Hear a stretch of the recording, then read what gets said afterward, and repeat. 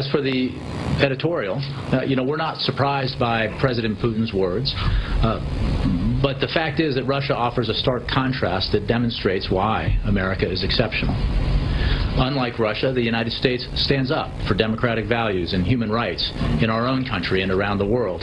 And we believe that our global security is advanced when children cannot be gassed to death by a dictator.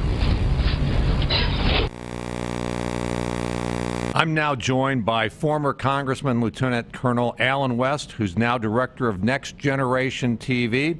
Alan, great to have you on the show. You hosted last week for a couple of days. Hey, any advice for the rookie? Yeah, I think that I was the rookie last week, so all I will tell you is just listen to the great production crew that you have there, Congressman Hoekstra, and they'll lead you through that thing, and you'll knock them dead. It's a great opportunity to get our voices out. So now, well, thanks. My understanding is, you liked the president's speech this week. I think on what, Tuesday night? I don't think so. I was really, if I was advising the president, I would have told him not to give that speech, and for two reasons. Number one, I think it confused the American people even more, and it made him look like he had lost the initiative on this whole thing. Well, it not only showed he lost the initiative, he actually has, right? Well, that's the thing. But, for him to come out and be a part of losing the initiative and to try to take credit for being outmaneuvered by Vladimir Putin was just horrific, and I think it left people scratching their head more than anything else. And the second reason why I think it was a bad idea, because you're coming out telling the American people about a moral obligation and you're trying to show indignation to conduct military action in Syria when less than 24 hours was the first anniversary of Benghazi, when the president showed no indignation except for, the crude video, and he did not say to the American people that we had a moral obligation to defend our national security interests because we had a consulate attack. We had 4 Americans who pretty much so he abandoned and left them to die, to include an ambassador, which is the direct representative of the President of the United States of America. And a year later, no military action, no response, nothing whatsoever. So all around, it's just very bad optics. It's been an unbelievable week. I think it was a week ago that Secretary Kerry threw out the line that said, hey, let's if Syria turns over their nuclear weapons, then we won't attack. And I think, again, it was an off-the-cuff remark, and all of a sudden, Putin and the Russians, they take the initiative. My real question to you, Alan, is, hey, if President Putin throws you a lifeline, what do you think it's tied to? Well, what I see it tied to is the fact that we're going to lose our influence. It was a joke, Alan. I think it'd be tied to an anchor. He'd pull us down. But you go ahead. You take the serious answer. Drag you down. Yeah. And what you see is now Vladimir Putin looks like the adult in the classroom. He looks like the global diplomat. And he is going to really start being the influencer in Middle East politics, because the president said we're going to pivot away. So here he is engaged in Syria, which they want and need because of the warm water seaport. He's cutting deals with Iran, selling them the new S-300 anti-aircraft systems, which means that it will be really tough for us to come in and conduct airstrikes against them, which eventually we're going to have to contend with Iran. Iran has been our enemy ever since they took our embassy, and they've been supplying Al-Qaeda forces and other radical Islamic forces, especially Hezbollah, ever since. Yeah, I mean, you really take a look at it. I mean, it's been an unbelievable week. You throw the lifeline, and then you got Carney talking about the op-ed that President Putin put out there, and I think I'd love your reaction to that op-ed. Well, my reaction is very simple. I find that we're living in a bizarro world when a Russian president is lecturing the United States of America about respecting international law, human rights, dignity, not utilizing brute force, and then about American exceptionalism. But that's the point where we have gotten, and with this presidency, really, when you think about the Barack Obama in this second term, now we know what a second term under Jimmy Carter would have looked like. That's exactly right. I mean, I think, I looked at the op-ed, I thought it was well written. In 1993, I thought Bill Clinton gave a great State of the Union speech. I said it. I said that. I didn't agree with anything in it, but I got hammered for it. I thought Putin I thought he put out a good op-ed piece, because what I saw is I saw a guy in a country that was very, very disciplined. They thought very long and hard about what they were going to say to the American people, a very unique opportunity for them. And it's kind of like, boy, do I wish America had that kind of leadership that was thoughtful, that was disciplined, and that could articulate a very clear vision for where they wanted to go. I don't agree with, I think just because Putin's acting or talking like a statesman, he's still far from that, not anywhere close to it. But they're very disciplined, and we're not seeing that in American foreign policy or from this president. No, you're not, and I would recommend that our president and our administration read Sun Tzu's Art of War, because that's exactly what Vladimir Putin did. And it really, Putin is a judo master, and if you understand what judo is to take the perceived strength and the weight of your opponent and counterbalance it and use it against them. And that's exactly what Putin did. I mean, the means by which he was able to lay out all of his points, really attacked what we feel have been our strengths as the United States of America.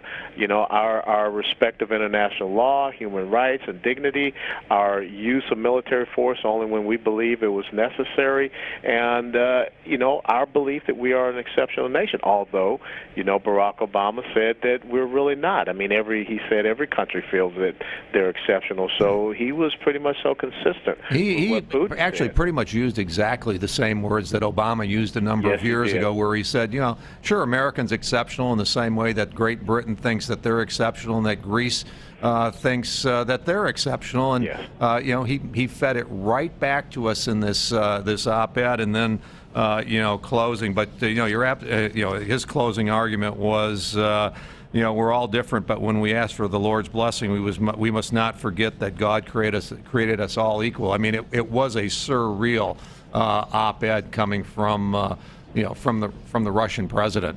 Yeah, but the thing is, understand he was a former senior official head of KGB, and they know how to get inside your head and get inside your decision cycle, and that's exactly what he has been able to do. Is they listen to the things that this administration was saying, the very convoluted message, the little back channel things, as you said. John Kerry makes the off color remark, and they take it and they ran with it, and they totally got the high ground, and they have put us on the backside. Think about how strange it is now. Bashar al-Assad, who the Secretary of State called him just a thug, but now he's telling the United States of America, you don't back off this military action threat and stop arming terrorists, Islamic terrorists, we're not going to turn in our chemical weapons. So in every way they have, as we discussed earlier, they have seized the initiative, which is one of the most important things in any type of strategic, operational, or tactical military strategy and planning. I think that's exactly right. I think their requirements for working with us, or working on the diplomatic front, will be two things. You'll have to take the threat of an attack off the table, and you'll have to promise to stop sending arms to the rebels. They control the initiative right now, and we don't. Hey, thoughts on Benghazi and what we need to do there, and what you believe may have happened there a year ago? Well, we're going to be having a conference called the Citizens Commission on Benghazi at the Heritage Foundation on Massachusetts Avenue next Monday, starting from 10 o'clock going to about 4 o'clock. And the similar question, Pete, has to be, who sent and why was Ambassador Chris Stevens in Benghazi, Libya, which is controlled by radical Islamists? His security was pretty much so Islamist militia on September the 11th. I've been in combat zones on that day, September 11th, and you don't move around your high-value targets on that day, because it is a day when the other side is looking to make a grand splash. So you've got to ask that question first and foremost. And, Frank Wolf, our colleague from Virginia, has House Resolution 36, which is calling for that select committee. He's got about 171, 72 signatures on that. Up to 174. 174, there you go. And so why is it that, we have not gotten to the point of having that select committee with subpoena powers that can get to the bottom of this? Because the definition of insanity is to continue to do the exact same thing, thinking you're going to get different results. 5 different committees have not gotten to the bottom of what happened in Benghazi a year ago. We need to put a huge spotlight on it because something happened there that I believe will make Iran-Contra look like romper room. No, I think I've got the same thing, the same suspicions. The people that were there, you got whistleblowers coming forward, at least coming to Frank Wolf and coming to other folks. Some folks have contacted me.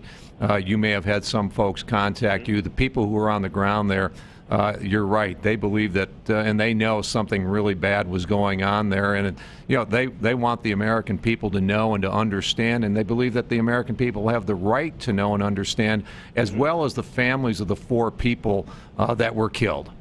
Yeah, you're absolutely right. And when you listen to Sean Smith's mother, I feel for her. I hurt for her because, we do not want to ever believe that we have a nation, we have a government, we have an administration that will abandon Americans when they come under fire and come under attack. But that is really what happened. And that does not speak to the better angels of who we are as America. And once again, that's just about us losing that high ground.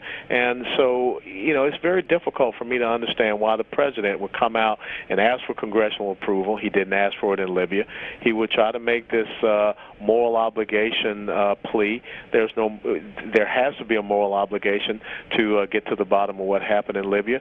And if there's a place where we should have military action, it should be in Libya. I don't want to see these guys arrested. I want to see them killed.